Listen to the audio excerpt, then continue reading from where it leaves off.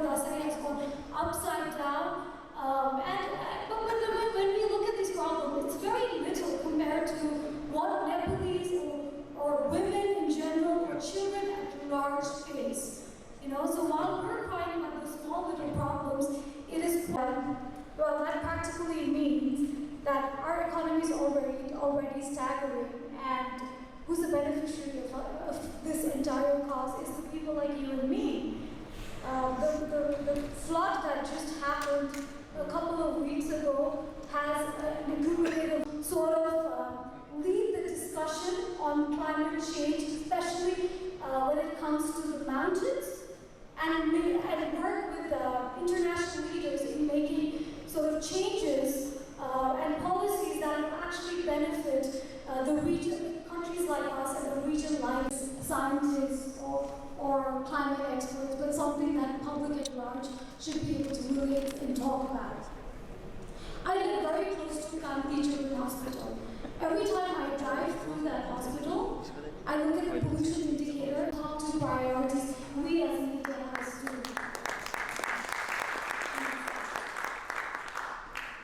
I often feel that we Nepalese are so poorly sort of represented in the global scenario, right? I mean, our economies are nothing, and our market size is so tiny, we're less than a drop in the ocean. And I think that we need to do together in a collaborative form, from private to government partnership, from private to international, INJ partnership, and having ambassadors from around the world advocate and speak on behalf of us to big global platforms so we can be heard in Nepal where we make it to any of the top discussions on policy reforms in climate change. At the current, I'm going to state a few facts which a lot of you already know. At the current rate of global warming, we will lose 75% of ice in the next 5 years. To put things into perspective, Mount Everest about this very serious issue. Doesn't matter what professional background we are from, climate change is an issue, and it could be an injustice issue, it could be a different, you could call it anything. It could be an issue about social injustice, it could be an issue about economics. She would like Stephen, she would like to hear Stephen's presentation. She's an avid reader of the New York Times, and so I would just slightly change the format. I hope it's okay with all of us. And once that is done, we will go through the mountainous countries like Nepal are facing severe and disproportionate impacts of climate change, which was just described by somebody. But the global climate agenda and climate processes are yet to sufficiently reflect the plight of developing and mountainous countries. Against this backdrop, the distinguished speakers in today's conclave will shed light on these concerns through, I guess they will be talking a lot about the different aspects of climate diplomacy, climate justice, loss and damage fund, the role of media, and what we could do in the upcoming crisis at Azerbaijan. Ladies and gentlemen, while we are talking about climate crisis, we just witnessed what was referred to by the previous speaker, a catastrophic flood and landslide that devastated the central region of Nepal barely a month ago. The disaster was evidently the result of extreme weather event, as the rainfall in many places during the fateful 3 days amounted to much as half of the total rainfall Nepal receives throughout the monsoon. It is not that we have not witnessed such rainfall in the past, but now it is more intense because I am an inhabitant of this valley, and as a child I remember the Chobar Gorge filling up right to the top like it was today. But that time Kathmandu was a less populated city and people were not living around the river banks. But now the incidents are also more severe than before, and we have a lot of people also living inside the valley. So such events have resulted in the tragic loss of more than 250 lives. In addition, the same number of people, I mean, we always have casualties related to climate in Nepal, but this year just one event led to so many deaths. and we are yet to fully apprise the damage to our roads, bridges, hydroelectric projects, and other public and private property. A lot of people have lost their livelihoods as a result of the recent floods just in one part of the valley. And I dread to imagine what would happen if such events become more and more frequent, which is bound to happen. Mr. Chair, the scientific community in particular, through the IPCC reports, has unanimously attested that such extreme weather and climate events are caused by global warming and climate change.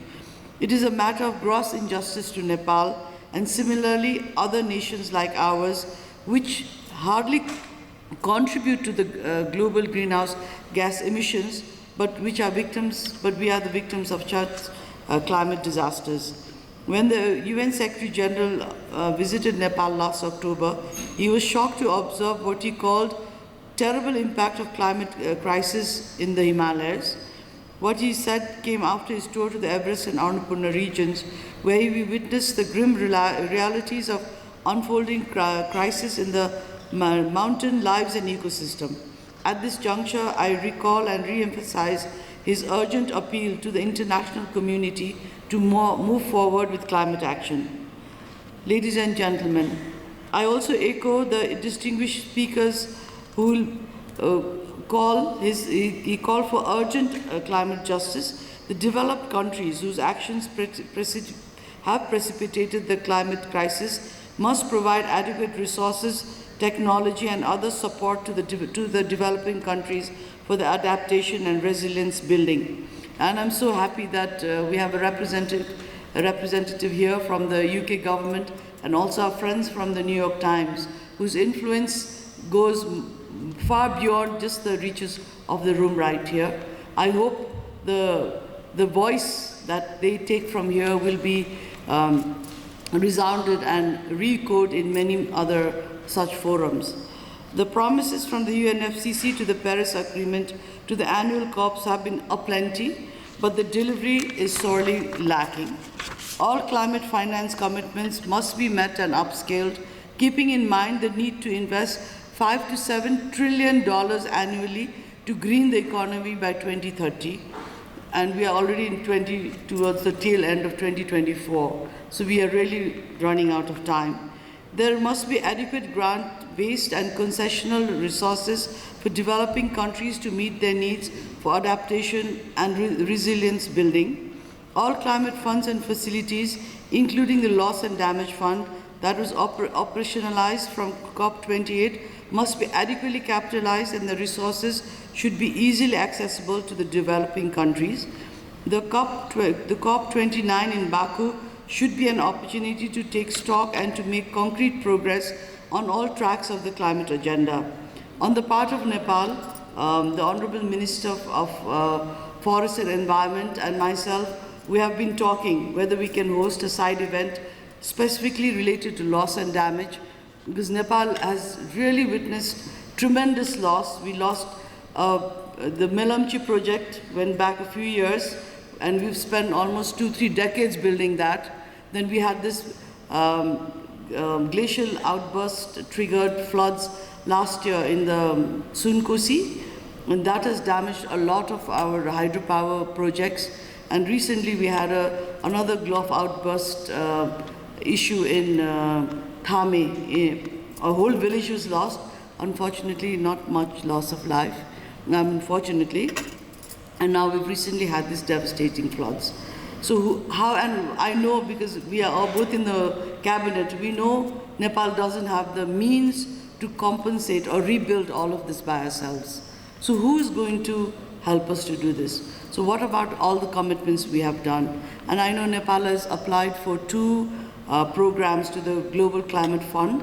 One is to look at floodplains in an area called, around a river called Dhoda in far west, and also to manage and siphon off all the moraine from the rivers, from the glacial lakes. But it is taking time in coming, and we hope it's going to really happen before the disasters occur. That's why this upcoming COP in is an opportunity to take stock, and we are making preparations for effective participation by reiterating the concerns, needs, and priorities of climate vulnerable countries, mountain countries, and also as the chair of the LDCs. A lot of the LDCs are also facing similar issues. So we've raised that voice at UNGA and all the other events that followed, and we are also going to raise this voice very strongly at the COP29. We will underscore the need of easy, smooth, predictable, and adequate access to climate finance for the most vulnerable and poor countries. And today I saw on the agenda, though I will not be here, hopefully I can still attend till around few minutes more, that the global south and the global north have to work together. There is no other way except to do that. Because all the refugees you see now going, they might be going for other reasons, but soon the global north will have to contend with refugees who will try to migrate because of climate. There will be climate refugees in the near future. So all these things that we are looking at is something that really needs to have a very loud voice, not only within Nepal but globally. In the COP28 last year in the UAE, Nepal promoted the mountain agenda to bring awareness of the impacts of climate change in the mountain ecosystem and communities. Turning to our national plans, the recently, what we've started implementing, our 16th development plan of Nepal includes internationalization of these issues of climate change as an important policy strategy, and it has, Nepal has really prioritized climate diplomacy. So I can't thank Republic Media and New York Times more for really, buying into this agenda and organizing forums like this one.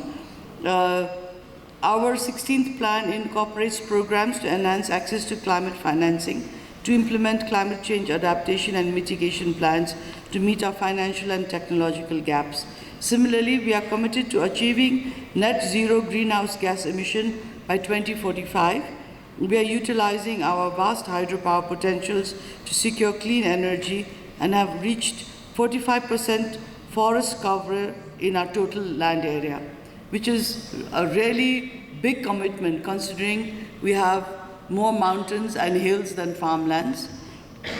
Mr. Chair, ladies and gentlemen, global warming and climate change transcend borders, yet their effects and impacts have varied across regions.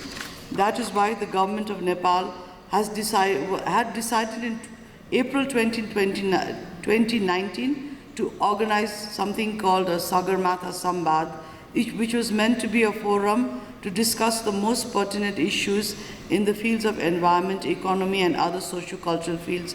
However, we were not able to organize that due to climate change, due to the COVID pandemic, and we are going to now organize this dialogue in 2025. And I hope to see many of you come back for that. And I think whatever the learnings will be from this forum, we will take it forward and also include it in the Sagarmatha Samvad that will take place next year. Finally, let me reiterate that the discussions today are bound to be lively and enlightening, and I hope there will be a strong call for action for climate change. I believe that whatever you all talk about today will help us for our discussions in COP29 and our other climate negotiations. And by the way, the Ministry of Foreign Affairs is also organizing a training on how to negotiate. So we will be reaching out to our climate negotiators also to see what we can do and how we can do better so that Nepal really gets the funds it deserves. And I wish the organizers of this forum all success, and thank you so much for your interest, and thank you for everybody who's come here today to listen and attend this important event. Thank you so much. The sort of, the sort of environment we experience in Los Angeles, will we be able to do the same thing?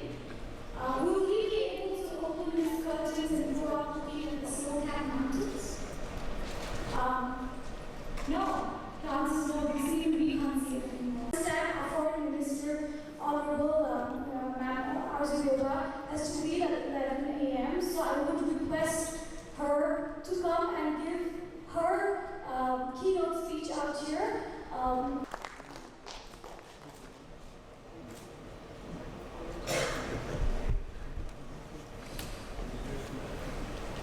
Purple फाँकिदिएर चाहिँ हो green मात्र फालेर यस्तो राम्रो turn But please do go to our website and subscribe because you will get days of it and there's nothing to do. Thank you, everyone. To start with, right? I want to say something because I know this group. So we are in the team to fight against the crisis. And before entering to the media industry, Mr. Gewali worked with Deloitte in Australia. She holds MBA and an honors degree in very important